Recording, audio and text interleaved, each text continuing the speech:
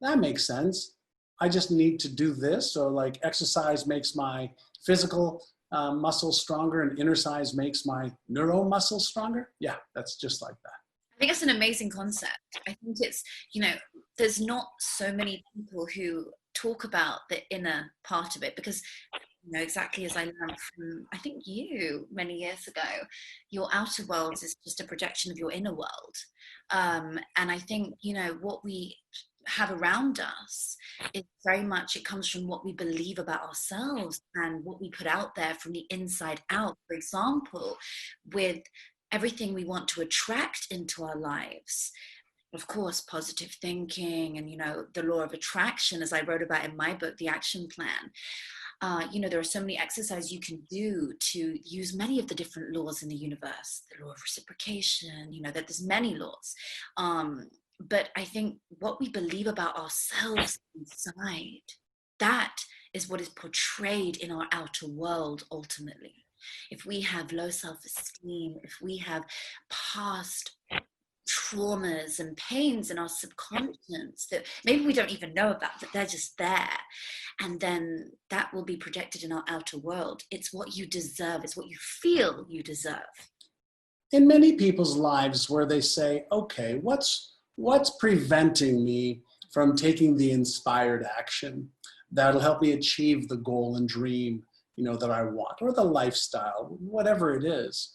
And when that moment of truth arrives, some people will choose to master disappointment, meaning they're going to just stay in their comfort zone and just be comfortable being disappointed, or they're going to master the art and science of change. And that means that if I'm going to master the art of science and change, I have to master my understanding of what's going on in my head, what's going on in my heart. And I'm not talking about the beating of our blood. I'm talking about the feeling that we have about ourselves and what's possible.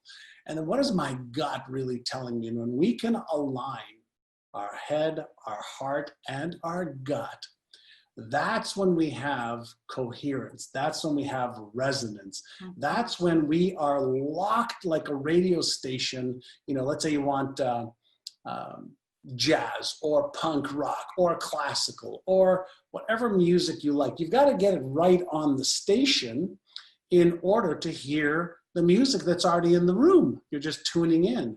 Well, a lot of people don't have, all of their tuning on the right station. So they have one station tuned into, here's what I want, and there's another station tuned into, here's why I can't have it. Absolutely. And there's this misalignment of the frequencies or the energy or the vibration, whatever you'd like to call it. And they've got one foot on the gas and one foot on the brake. And the whole idea is to learn how to take your foot off the brake, gently put your foot on the gas, and start moving in the direction, and to be in the energy and the vibration with your thoughts, your feelings, your behaviors. Those three things make up whether you're going to achieve your goals and dreams or not. That's so amazing. And I fully submerge myself in that exact kind of practice. And I think gratitude as well is so powerful, so profound. I've seen that on a lot of your Instagram, all over actually, the web. But there are so many things with gratitude, and I have an amazing practice. In fact, there's 3 different ways you can do it, I think, with gratitude that have worked for me. And one, if you're a visual learner, you can do it through a vision board, and you can do all your thanks through a vision board. Another way could be that you would do your gratitude through affirmations and hearing it. So you're listening to yourself, your own voice doing gratitude. You can, put that on your phone, right? You can do it on a voice recording. Or the final way would be to hold something. And I learned that from The Secret, in fact, going back to what, some of the things where you would hold gratitude. I have a gratitude coin. You have a coin. That's so nice. I have a rock. In fact, I swap them all the time. Every time I travel to the ocean, I will find a new one and keep them. I just keep lots of them. I have many around me here. And I will hold that and I will do my thanks onto it. But what I really say is choose one of them if you're a visual learner, or if you need to see it, hear it. It depends how you like to learn or feel it. And then you write that, or journal is the other way, is journaling. So you'd write your list, or you'd feel your list, or you'd see your list visually. And then you do your other list alongside it of things that you believe you want as if they're already yours now. And when you start to feel that and the two align, like you're saying, right, then it's so profound, it's so powerful. And I love that. That's when you align it, right? And so just to give you a name to what you just did, you can also use colors that you like, numbers that you resonate with, memories that you've experienced that just bring joy to your heart. And when you do that with what it is that you want to achieve right with each other, you call that neural linking. And there's a principle called Hebb's law in the neuroscience world. And it says the neurons that fire together wire together. So when you take something you're grateful for, whether you write it, visualize it, emotionalize it, read about it, write it down, and you think of something new that you want, you're actually connecting those neural networks in your brain. So there's the little bit of the science behind that. That's behind it. Well, for everyone that's watching right now, they'll be able to do these little exercises. So there's a couple of things. You percolated a few ideas. So first and foremost, the word attraction, the last 6 letters is action, right? And so that's part one. When you apply the law of attraction with the law of Goya, Goya, which you may have heard me talk about, it's called the law of get off your ass. And fantastic. So when you do the law of attraction and you get off your ass, now, obviously I'm being a little bit funny in as much as when we want to attract something in our physical world, it's not like a magnet where you sit and you write and you read and you emotionalize and you look at colors and touch a rock or touch a coin and go, oh my God, I'm so grateful that things, attract you, and somebody knocks on your door and goes, you are the lucky winner of $1 million, a brand new Tesla. It doesn't work that way. So for people to think it does, it's just not realistic. So let's leave the hopeful wishing and thinking aside for just a moment. When we are in resonance with what we want and how we think and how we feel, with what we do to move towards it, that's when all the magic starts to happen, because what you are seeking is also seeking you. And so the whole idea with this law of attraction, and especially the movie The Secret, was, there's a little bit of a misnomer of think, believe, and you'll achieve. It's like think, believe, take inspired action, and you'll achieve. So the missing piece for most people is inspired action. And then if I'm going to take inspired action, the question is like, what should I do? And for every result that we want, the behavior, we already know what it is. So your job is to find out what is the right behavior. Just like if somebody said to you, open up that safe and there's going to be $1 million in it. The first thing you'd ask is, what's the combination? Right? So you wouldn't try and open up the safe without the combination. So first get the combination, then open up the safe. And so what I do, which goes back to your question, is first and foremost, I get absolutely clear on what is it that I want to have, do, be, create, experience. So I get clear on that. And then I ask myself, what do I need to believe in order to make that a reality? What do I need to believe about myself? What do I need to believe about the possibility of this? What do I need to believe? I write that down. And then I ask myself, what do I need to do? Every day, every week, every month, and every quarter, move towards that to make progress. Whose help do I need? What knowledge do I need? What skill do I need? I make a list of all of this in advance so that my vision and my goals and my knowledge and my skills and my beliefs and my behaviors are aligned. And I put all of that into something I call my exceptional life blueprint. And every day, give me one quick second. I'm just going to show you. I love that we're actually going to see this in the So every day in my Exceptional Life Blueprint, not only do I have my vision board of all the stuff that I want to do or experience, right? So all that stuff goes on here, but I have, and that's like me at 70, right? With 70 years old. But I have my core prayer. I've got my life's purpose. I've got my guiding principles.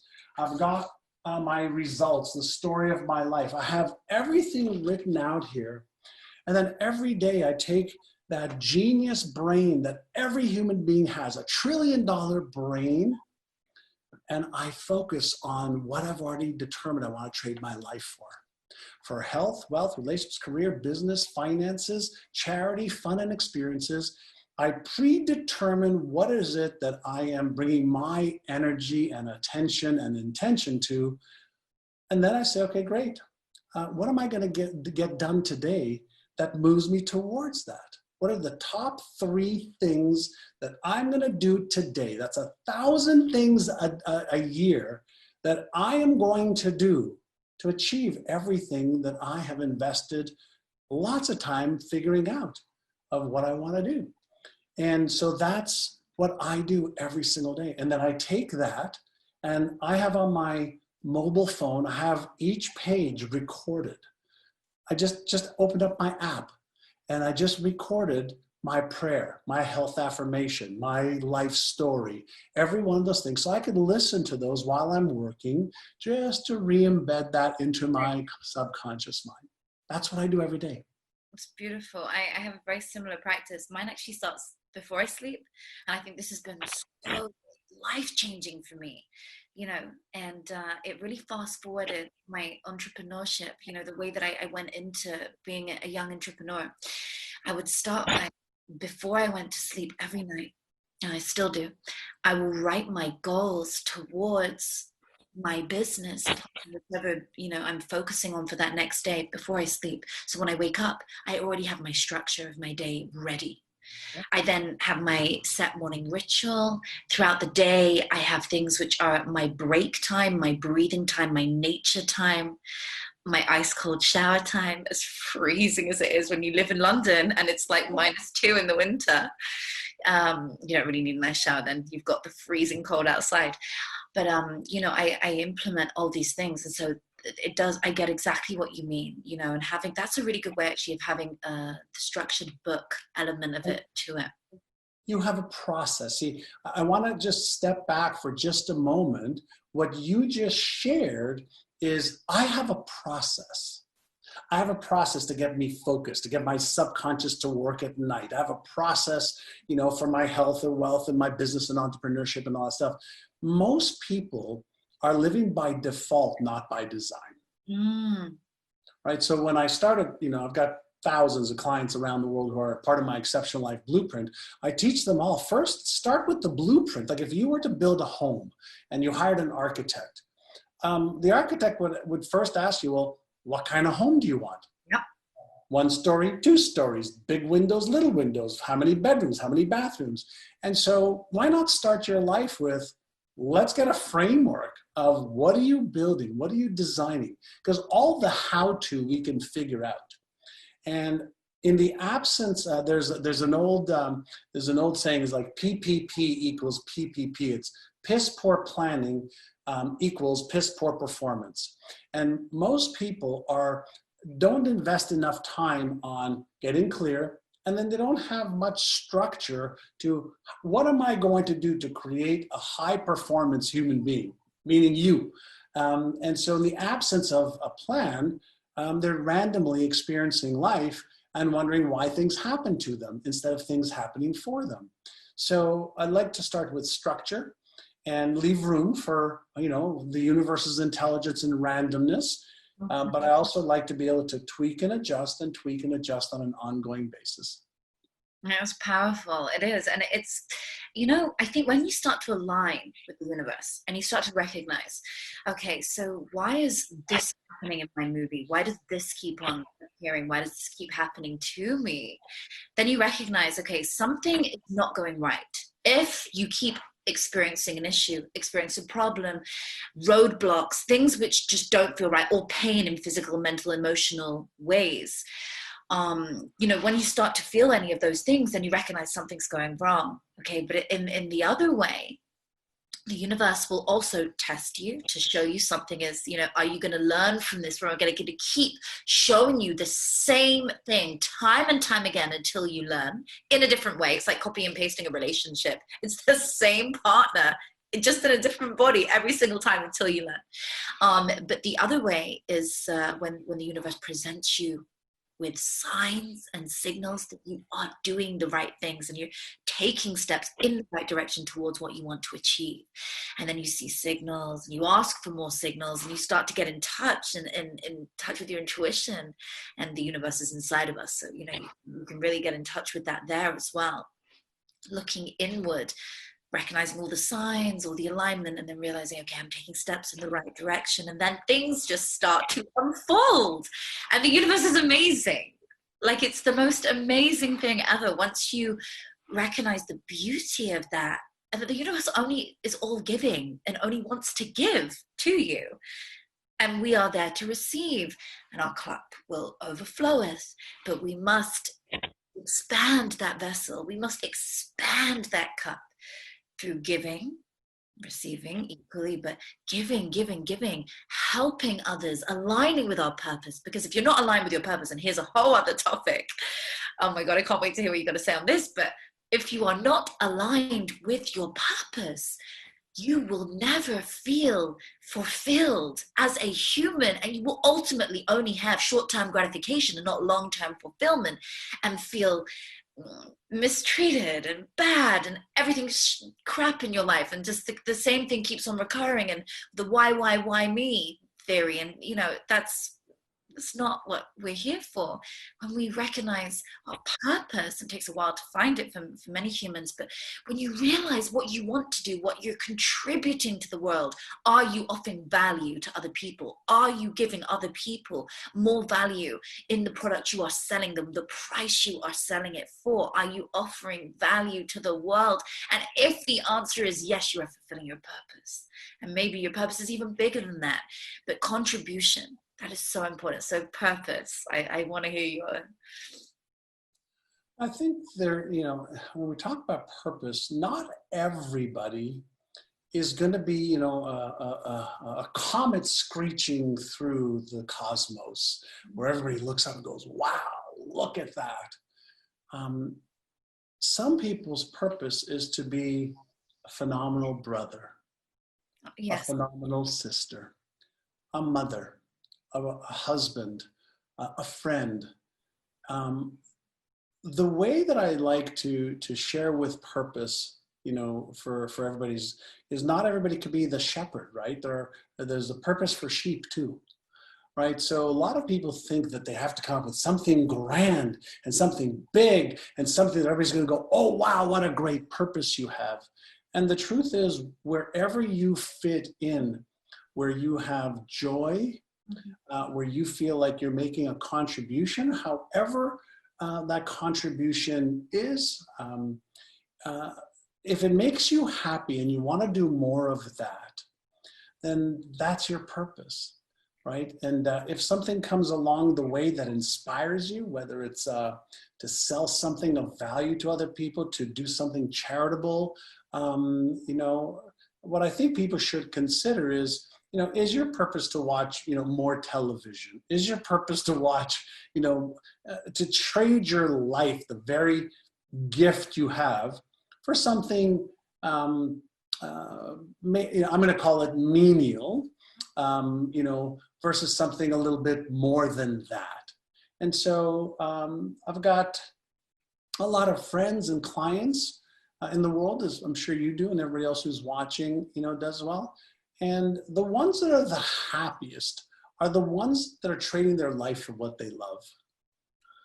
And I can't determine, and I don't think anybody can determine what somebody else should love. So if you love what you're doing, if you love how you're feeling, if you love the level of contribution that you are making at whatever level, if you love that, then you are aligned with your purpose. If you don't love it, if you feel like, no, something's not right, then the question that I would ask is, what would have to happen in order for you to feel like your life has some type of a meaning for yourself and maybe others that makes you proud, that makes you feel, yeah, you know what, I'm doing enough for myself and for others. And so I think we just have to be really careful, not to share with people that you have to have some big goal and dream. Maybe your purpose right now, for each person is, I've got my purpose right now is to get balanced. Then once I get balanced, then my purpose next is how do I become more? So that I can have more and give more. So sometimes purpose is just like the next phase, and it's okay to focus on the purpose right now is to get to the next phase. What is my next phase? It's powerful. Yeah, absolutely. I think asking yourself what your phase is can move you into the new place that you're headed towards. And actually, once you find your why and you realize what your why is and who is your why, who you're doing it for, then your input will become bigger, which will ultimately give you a bigger output. You'll start giving 110% because you want to change your life for the better and for the person that you're doing it for the people that you're doing it for.